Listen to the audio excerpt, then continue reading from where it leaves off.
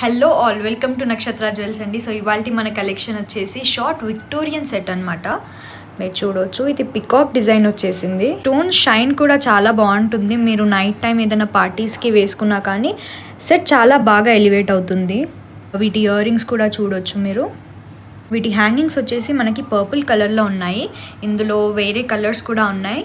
So purple తర్వాత మనకి వచ్చేసి రూబీ కలర్లో వచ్చింది. సేమ్ డిజైన్, షైన్ చూడొచ్చు మీరు.